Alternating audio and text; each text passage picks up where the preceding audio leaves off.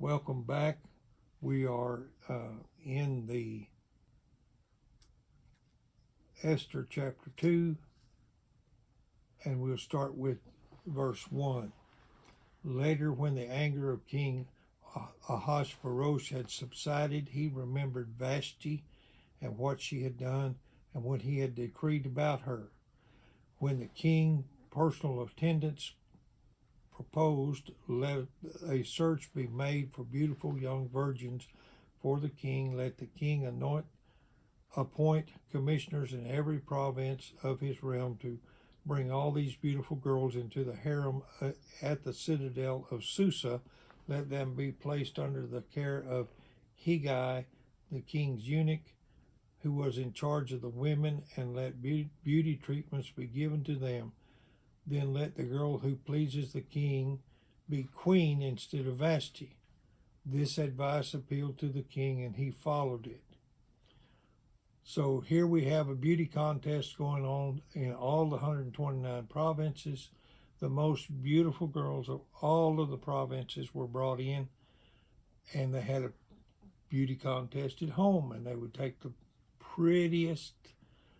It doesn't say how many came, but let's just imagine that they brought in 1,000 beautiful girls, and they chose the top 10 from these 129 provinces and add a zero. Now you got 1,290 beautiful girls, all going to the capital at Susa, all receiving 6 months worth of beauty treatments, and then they would go into the king, and then he's got to pick one girl out of 1,290 of them to be the new queen, and he's the only one who can pick it, or to pick her. Verse 5, now there was in the citadel of Susa, right here at home, a Jew of the tribe of Benjamin named Mordecai, son of Yair, the son of Shimei, the son of Kish, who had been carried into exile from Jerusalem by Nebuchadnezzar, king of Babylon. Among those taken captive with Jehoiachin, king of Judah, Mordecai had a cousin named Hadassah, whom he had brought up because she had neither father nor mother. Hadassah is another name for Esther, and it's the Hebrew name for this lady named Esther.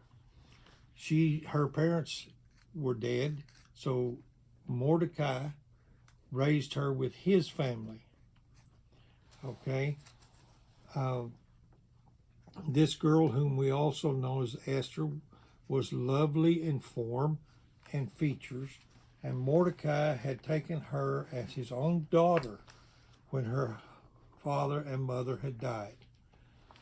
When the king's order and the edict had been proclaimed, many girls were brought to the citadel in Susa and put under the care of Hegai.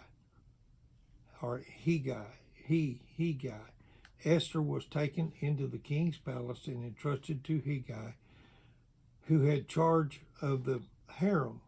The girl pleased him and won his favor. Immediately, he provided her with her beauty treatments and special foods. He assigned to her 7 maids selected from the king's palace and moved her and her maids into the best place in the harem. And so now we have that Hadassah has been placed in the harem. She's found favor with the man that's in charge of the harem. She is going to be one of the girls that is vying for the office of queen. There's no voting or anything, of course, because the king, Ahasuerus, is the one that's going to make up his mind who's going to be the most beautiful girl. And so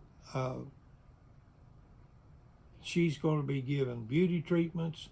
She's going to be given special foods, You know, she's gonna have to eat special things in her diet to make her cheeks rosy, make her hair shine.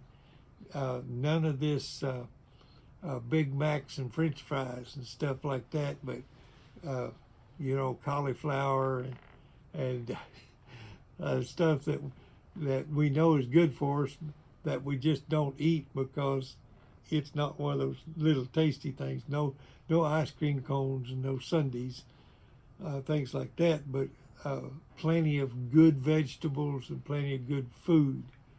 And then the treatments, you know, oil baths and bubble baths and just things like this to make her look pretty, feel pretty. And so that's where we are on that. Esther had not revealed her nationality and her family background because Mordecai had forbidden her to do so. She didn't say, I'm a Jew. She didn't say, I'm one of God's chosen people. She just kept it quiet. And Mordecai told her, now don't say anything to anybody about being of a Jewish descent. We're slaves. We were brought here 50 some odd years ago, you know, and we're slaves.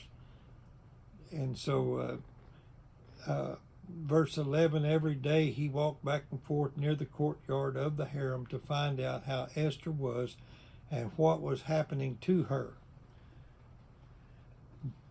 In verse 12, before a girl's turn to go into King Ahasuerus, the girls would have a turn, one night with the king,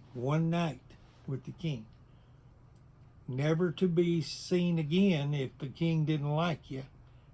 I mean, they didn't take them out and knock them in the head or anything, but they weren't ever to go back to see the king again.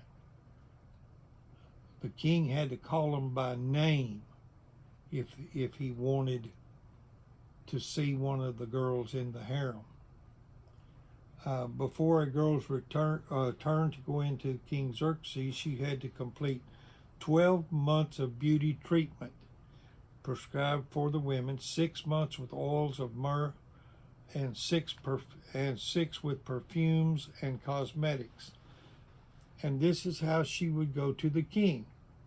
So now we've got 12 months of facials, ladies, every day. Special baths, special skin tightening things. I got bags under my eyes, I can see them. Maybe I need some of those treatments. And this is how she would go to the king. Anything that the girl wanted to take with her from the harem to the king's palace. In the evening she would go there, and in the morning return to another part of the harem to the care of Shazagah. So now we have the two parts of the harem.